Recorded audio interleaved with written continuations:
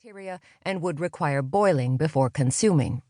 But Fatima saw possibility in that dirty water. Tucking a stray hair under her hijab, she smiled coyly and spoke to me in perfect English so that the watchful crowd of locals wouldn't understand her words. "My husband," she whispered, "is an old man, and I am his second wife. My life is miserable, filled with sorrow."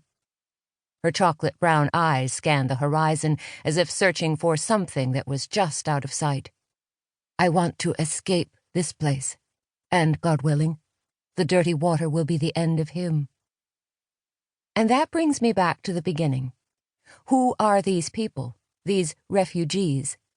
Are they the desperate, doe-eyed children with hungry stares, or are they more like Fatima, searching for opportunity wherever it appears?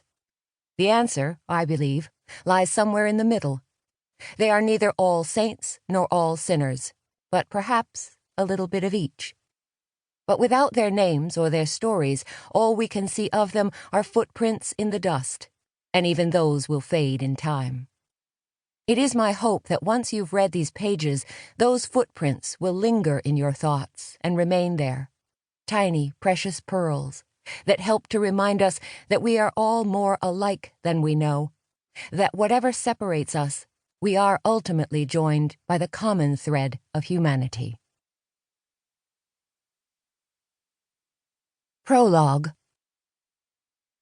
Iraq, 2003. As I opened the door to step into the hallway, I heard a quick hush of voices and rustle of movement, and I hesitated. "Step away from the door," a harsh, unseen voice commanded me. My heart flapped furiously in my chest. This was not what I'd expected, not at all. "Can I come into the hallway?" I asked timidly. Several rifles appeared, all trained on me. Other than the rifles, which seemed to glisten in the moonlight streaming in, the hallway was black, the men holding the rifles invisible. Bathed in deep shadow, their identities remained obscured, which made the moment all the more sinister. I hesitated, my breath catching in my throat, my lungs seizing up.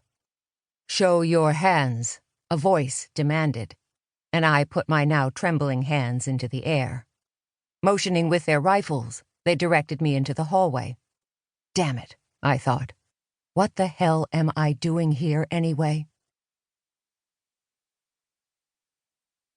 1. Afghanistan, Pakistan, 1986 to 1988. First steps.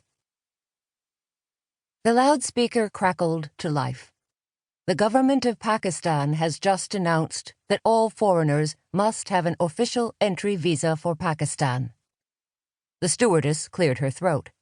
I felt my own throat tighten as her voice droned on. Those without visas. I'd stopped listening. When I'd left Boston, just 20 hours ago, a visa was not required for entry to Pakistan. I glanced through the smudged little window as the plane glided to a stop.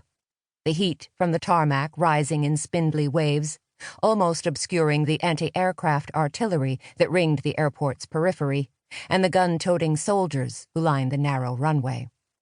As my eyes focused on the scene below, the warnings of well-meaning friends and family rang in my ears. "Are you crazy? You'll be killed. You'll never make it out of the airport." My intentions had been pure when I'd signed up to help the Afghan refugees fleeing the Soviet invasion for the relative safety of Pakistan. It had seemed a romantic notion, the perfect struggle of good against evil, and I'd wanted to be a part of it. Like most Americans, I knew little about Afghanistan or the Soviet invasion there in 1979. But the scenes of stick-thin refugees clad in rags fleeing their homes and their country had moved me to action. I'd always wanted to be involved, but until then it hadn't been the right time. But there it was, the perfect spot for me. I'd had no doubt that I could do what was needed, and with the images of starving children still flickering on my television screen, I'd picked up the phone and volunteered.